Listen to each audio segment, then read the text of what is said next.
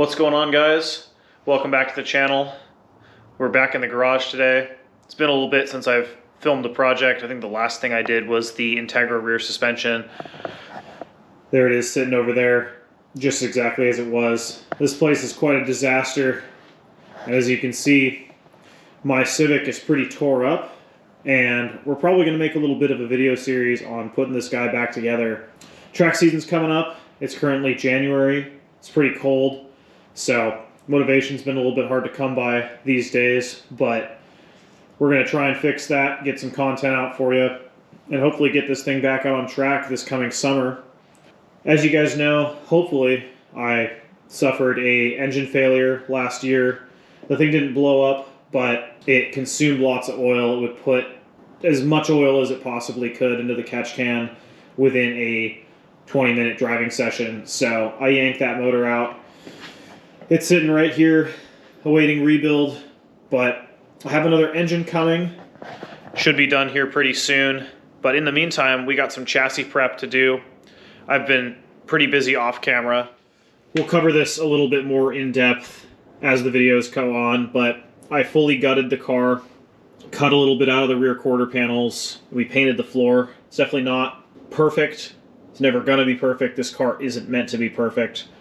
That's not the whole point of this thing. This thing is built for turning as many laps as I can. Right now, I've been working on getting some of the seam sealer redone on the chassis. That is not something that I'm gonna end up filming. It's a terrible, tedious process. Taking care of some rust up here. I had a pretty nasty water leak, and I may have a pretty good solution for you guys to be able to fix that. In the meantime, we got a pretty big list. Prep for seam seal, paint repair areas.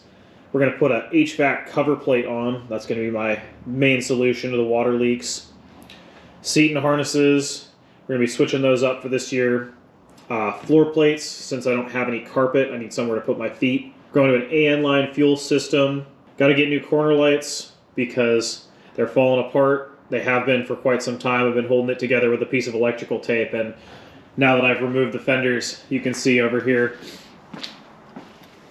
this guy's not doing so hot. We're going to be converting the car over to manual windows.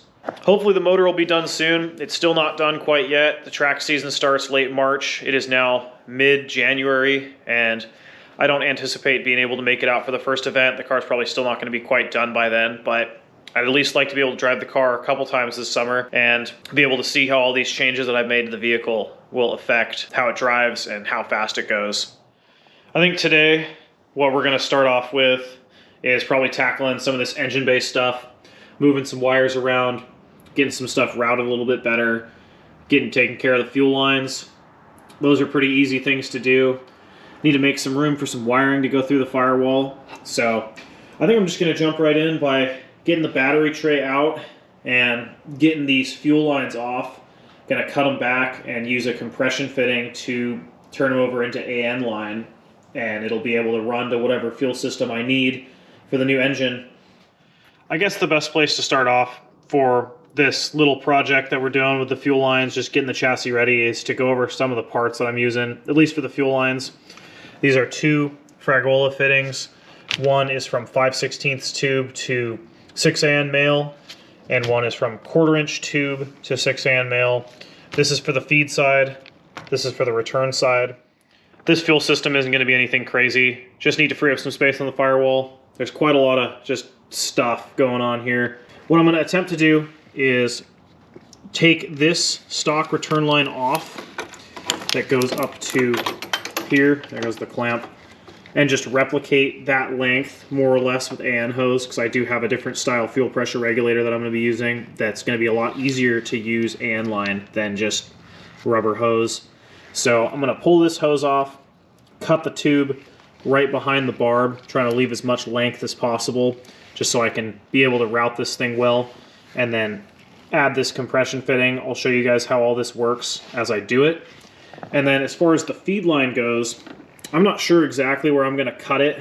I'm going to have to cut it somewhere. I need to mount a fuel filter in the engine bay somewhere. Maybe up kind of where it was stock, maybe not. I'm really not sure. So I just want to get the lines flared, and we can figure that out from there. So before we just start going for stuff, let's explain how this fitting works. So you're going to have 3 pieces. This part, the rear section, you're going to cut your line off and slip it over the line. Then you're going to put your little compression adapter in, and then you're going to screw down this piece on top. This aluminum piece is going to crush and kind of make a seal around the part of the line that you cut, making it so that it won't leak, and it'll adapt it over to the 6AN size. Here's my fuel return line. See, there's a little barb right here. Not going to be able to slip the compression adapter over that, so I'm going to need to cut the tube as close as I possibly can to the end of this. Hopefully there's going to be enough room to slip the rest of the fitting over it. I think we should be doing okay, as long as I'm super careful. And then I'll be able to clamp that down and turn this into an AN return line. What you'll need to do first is to put your tubing cutter over the top of it, spin that guy around a whole bunch as you tighten this piece down. Each time you spin it around, it should cleanly snip the end off. You may have to sand the paint off this line before you put the compression adapter on it, but it should be pretty simple and straightforward. So hopefully you can see everything all right, but I just got the end of this tube cut off. But as I suspected, this little guy doesn't quite fit. My hand is in the way, but it doesn't quite fit over the end of the hard line. It's because there's some coating on it. The first piece that you need to put on does fit, but it's kind of tight. So what I'm going to do, I'm just going to take some 220 grit sandpaper and scuff off all this coating in this area. I'm going to kind of deburr the end of the tube with the sandpaper as well, and then I should be able to crank this thing on there and we should be converted to AN, at least for the return. So now that I got the line sanded down a little bit, this little compression ferrule able to slide on, move around, works just fine. So I'm going to assemble the fitting now, and we should be able to keep on rolling to the feed line. So we got the fitting installed on the line. It's tight, it's not going anywhere. Should be all set to run some AN lines from this. I might make up a small section of hose just to kind of replicate the stock length of the line that I had previously. I'm trying to decide where I'm going to flare the feed line. I was kind of thinking about like right here. It'll give me lots of options for where to route the soft line up to the rail, which should be on the passenger side of the car. I'm not really sure, haven't quite decided yet. I think I'm going to get this stuff unclamped, move some of this zip-tied garbage around, and try and figure out a good solution for all this stuff. So I got my feed line adapted over to 6AN, kind of behind where these brake lines come out a little bit. There's not really much else I can use the space for. So I think I got this fuel filter mounted in a pretty decent spot. It took me a little bit of deciding. I tried to put it up high, down low.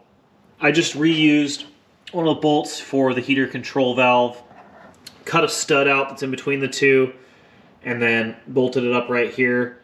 Well, I think I got this fuel system figured out as far as I can for right now without a motor in. I just have these lines capped just so I don't get any debris in them. But I just have a little short 6AN line running across to the filter, and I'm going to probably 90 it up to the rail. Should be about in this area. We'll have to find out and see. I'm not going to be able to run an evap canister, so I think I'm just going to take this line, run it straight up, and then do a fuel tank vent valve right here, right in front of the VIN plate. I think that'll be the solution that we're going to use. Alright guys, it's the next day. Back in the garage. Got pretty cold out and late last night, so we're back here after work. It's still really cold, letting the heater warm up a little bit, but in the last clip we talked about getting some room made for some wiring, so we're going to start off by installing some floor plates that I got for the car, just to make my life a little bit easier since I don't have any carpet in the car anymore. I need some places to put some stuff, like my feet for one, and two, the extra wiring that we're going to be installing as part of this little rebuild process. So let's hop inside the car and let's take a look at what we got. So here we have two really awesome products from Checkered Sports, company in California. They make lots of really cool aluminum parts for 90s Hondas, even some newer stuff, but this is a driver's side heel plate, chassis specific. I painted it myself and added some non-slip coating, see if it's any good or not. And then over here, this is an electronics board mount for the passenger side, and it's got a cover so that you can't step on it and break anything. So we're gonna get these guys in the car today. I think we'll start off with the driver's side plate. Gonna take a little bit of modification to make it work. My floor is pretty wavy in the car, as you'll see in just a second. I actually had to stitch the floor back together in a couple spots since the previous owner decided that pinch welds were merely a suggestion and the floor started to separate from the rail, so had to weld that back together, but we should be doing all right. So hopefully you can see all right. This is how the plate mounts in the car. Logo, so you can read it, of course. It doesn't fit super great over here near the tunnel, just because that's where the whole floor isn't exactly where it should be, but it's got a number of holes running all the way down on each side. Make sure it bolts in securely. I'm going to try and use riv nuts to mount it to the floor just because I want it to be removable, but I do need to make sure that everything's lined up somewhat decent before I start drilling holes in my floor that I can't take back. I think what I'm going to do is I'm going to start doing this one bolt at a time, just take it in and out, make sure it fits every time I bolt it in. So, got a set of drill bits here, hammer to use the punch, riv nut gun. Hopefully it can fit up under the dash over here. If not, I can go get a different one. All right, guys. We're back in the garage. Been a couple days. Haven't really filmed, but I did make a little bit of progress on the car during the time that I wasn't filming. Main reason that I wasn't filming anything is because I made a pretty big mistake when I was installing the floor plate. You can see here, there happens to be a new brake line in the car. Why may that be, you may ask yourself. Also, a new fuel line in the car. Interesting, right? Let's take a look at where the floor plate ends up in the car when it's installed. Not sure how well you can see this, but this bolt right here just so happens to end up poking out right above this fuel line. And if you can imagine what I didn't look before I drilled straight through the fuel line and the brake line. And unfortunately I had to remove the subframe from the vehicle to fix it. However, we got it all done. New brake lines are made. I was actually able to bleed the car with the calipers not attached to anything. Before I put the subframe back in, just shoved a piece of 2x6 in there. Bled the brakes with some cheapo fluid just to make sure it wasn't leaking, and we should be all good. I did get the floor plate installed. This is how it looks. All the bolts are in. Everything worked out really well. I upsized all the holes in the plate to 1/4 inch so I could use an M6 bolt to mount everything. I wasn't able to use any fancy washers, anything like that, but seems like everything's gonna work well. I have the seat bracket in the car. I'm working on installing these Sparco 6-points with the PCI 6-point bracket down here. Still haven't quite adjusted everything. I got my seat. This is a Bimarco grip Halo seat. I have 2 of them, and I just picked up another PCI rail for the passenger side. I'm going to be required to have 2 seats as part of the time attack class that I'd like to run some of this year. So we're just working on that. I got the driver's side door converted over to crank window, which is pretty cool. Ripped a ton of the wiring out of the door, almost all of it, but we're going to do a how-to on that in just a second. I just need to get this side of the door all finished up, and I'll show you how to do it on the passenger side. So I've been working away a little bit off camera, just by myself, getting some seam sealer stuff done. I have the chassis rail up here, mostly seam sealed. It should be dry tomorrow and I can get working on painting it. Did the same thing to the other side. Used quite a bit of seam sealer. I don't want any leaks. I'm gonna put some paint down, just some black paint, cover up some of this not so great looking metal. Put the hood hinge down, seam sealer that guy, and then we should be good to start reassembling the body panels. I've also been working on getting the interior a little bit more situated. Got both the seats in. I don't actually have a harness for the passenger seat yet, but I have one for the driver. We're all set. I added an eye hook on each side in the side of the tunnel. Make sure the harnesses are nice and secure. It's pretty cool having 2 bucket seats in a car. The blue one has 2 bucket seats now just because I gave Cam my driver's seat from this car. But there's going to be a little bit of adjustment needed to get this thing where I need it to be. Make sure that your head's not so close to the roof. I might move this to a fixed position. We'll have to see though. Things are coming along. I'm running out of motivation a little bit. I think that I'm probably going to get to work on this ECU mount. I don't have all the riv nuts I need, but I know that I have enough to get started on it. So I think that's what we're going to move into next. I'll show you guys once the interior is all finished. I got to get some new bolts for the seats, get the harnesses all figured out. Got to order a second harness, but we're trucking along. Once again, this is a Checkered Sports ECU mount.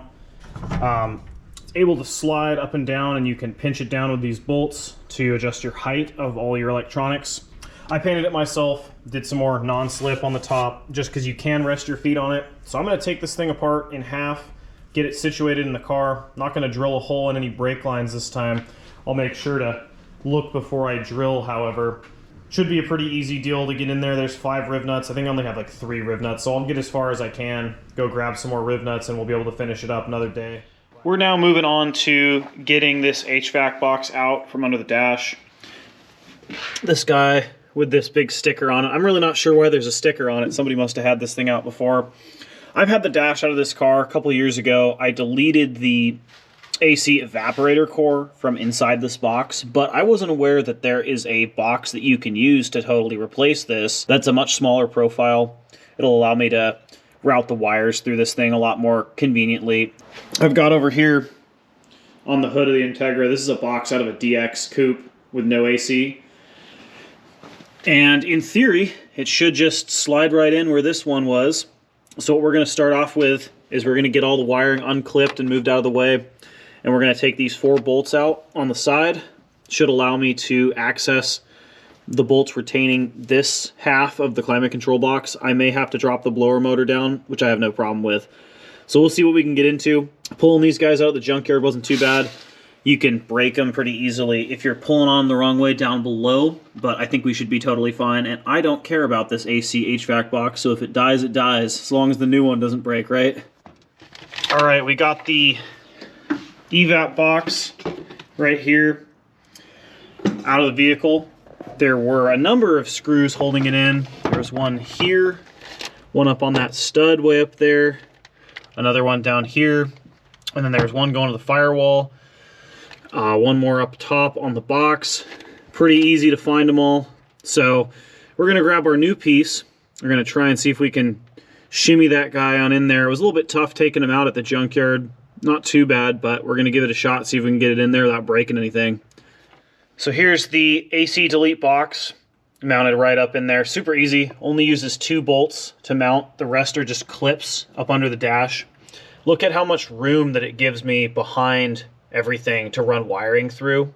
I think that I might be able to drill this hole now. If not, I can just pop the box back out and be able to finish drilling it so I can get this floor plate mounted. But all that I really have left to do is just tidy up some wiring, clip some stuff up out of the way, and we should be good to install our passenger side ECU mount floor plate. So I got the wiring tidied up a little bit. There's a big coil of wire for the oil pressure sensor. They always give you a really, really long harness when it comes to aftermarket gauges, just because it can fit in any car. I got this passenger side floor plate bolted down as much as I can with the amount of riv nuts that I have. I need 3 more, so I'm going to have to go get some of those. So I got the fenders on the car with the new corner lights. Just some cheapo units, but this thing's starting to come back together. I think I'll put the wiper motor in at a later date. It's getting pretty cold out here and we're getting pretty tired, so we're probably going to call it for today. Made some pretty big progress on this thing. Can cross off some stuff on the list. I'll catch up with you guys next time I film working on this car. Should be pretty soon. Once again, we're back. It's been, I think, 2 days since I touched the car. Still cranking our hog. I got a big pile of parts here. This is all the front suspension components that I haven't installed. I ended up putting together a different knuckle. This is an OEM hub that I just had laying around. Transferred my studs over. New ball joint, new wheel bearing. This is for the driver's side. Turns out I bent the caliper tabs on the knuckle after doing so many wheel bearings on it over the years. This car just eats wheel bearings like nobody's business. If you guys have some tips to keep me from having to put a billion sets more wheel bearings in this thing, that'd be sick. But another thing we got to work on today is getting the ECU mount finalized and installed, bolt seam sealed. I'm just going to get to work. I'll update you guys as we go, but trying to stay warm tonight. It's like 30 something degrees out. It's February 4th, so pretty cold out. So I got the ECU plate fully mounted to the floor of the car. It's not the straightest, but it looks pretty good. Fits well against the firewall. That's all that really matters. Just need to make sure that it bolted up to the car and everything works. So we're going to keep the ECU in the factory location, but I'm going to be running a couple other like accessory electronics, I guess you could say. And I just need a place to put all the wiring for that, just because it's going to be a little bit difficult to hide it up under the dash. Even though I do have much more room up there, I think that it's going to be better to be able to access it when I need to, just under a 4-bolt cover, rather than having to tear the glove box out of the thing and mess around up under the dash. We're going to move on now. I'm probably going to just do like a time lapse of me putting the front suspension together, getting it ready to be able to roll. Let's get rolling on that. All right, we're going to put this media mod to the test. I'm going to put this chest mount to the test. We're going to install all these parts on the car. So let's get after it.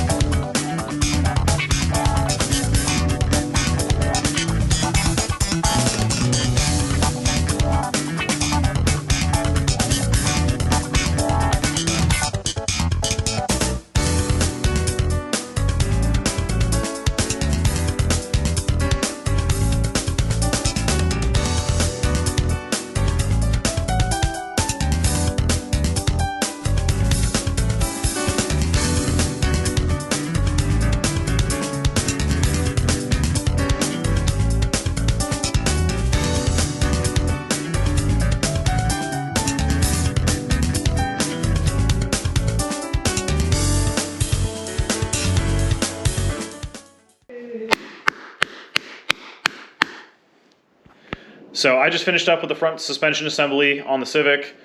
I'm going to throw some wheels on it. I think I'm probably going to head in after this for tonight. Got a decent amount done. The car's looking more and more complete by the day. Not too much left on the list. I do have a couple parts waiting for me at work that I didn't want to install tonight. I'll probably install them this weekend.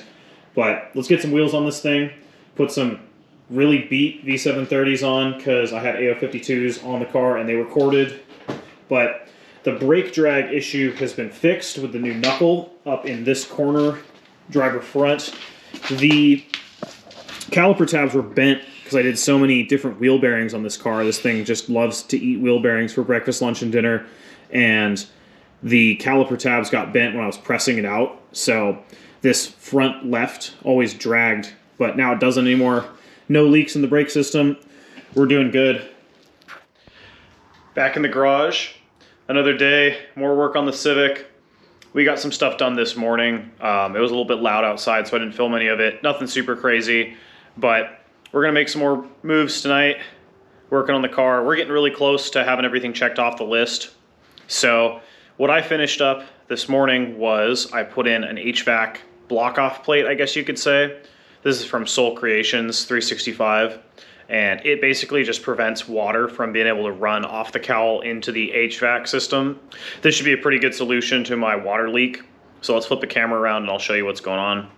So this guy right here, this little piece of aluminum just covers up the HVAC hole. Normally there's nothing over the top of this and water can just pour straight in to the HVAC box and then it'll leak out of the blower motor.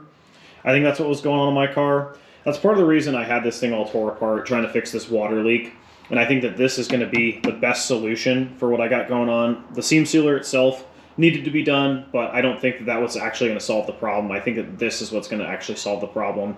It'll deflect the water off so that it can drain down through the channel right here, and we shouldn't get any water inside the car. Another thing I got done this morning was I finished up the seat and the harness install on the driver's side. Still waiting to get a second set of harnesses for the passenger side over here, but we got these Sparco 6-point harnesses installed in the Bimarco Grip 2 seat. I made sure that I fit in the car with my helmet on, that I was comfortable. I think that I might change the steering wheel over to a dished style wheel just because I think these seats sit a little bit higher than the one that I had in previously, which is an OMP WRCR. But I do like the driving position. I think it's going to take me a little bit to get used to it, but it should be totally fine. I fit a lot better in these seats. They're much smaller than the OMP that I had previously, so I'm not going to be moving around as much. Now that I've got this HVAC cover put in the car, I can now put the wiper cowl back on. I was thinking about getting all new little plastic clips for it, but I just don't think that that's the best use of my money right now. I want to get this car up and running. The little details can be sorted out later. But I got the wiper motor in earlier, cleaned it up a little bit, tried to clean inside the cowl the best I could to prevent it from clogging again and dumping more water inside the car. So let's get a wiper cowl on this thing. So I got the wiper cowl and wiper arms on the car. I was going to paint the wiper arms. I'll probably do that later. Don't really care about it right now. Just need to get this thing up and going for the season. We got a lot of stuff checked off the list, but I'm going to have to wait until I get some parts to finish the last two things, which is a solution for the evap line and the passenger side harnesses. So I think I'm probably going to end the video here. We got a ton of work done on the car, and I feel a lot less stressed out about getting this thing ready for its engine. I think the engine should be done in like 2 days, and I'll be able to drop it in same day. Everything should be all good. So I think that's going to be it for today. As always, thank you guys for watching. Thank you for the support, and I'll see you guys next time.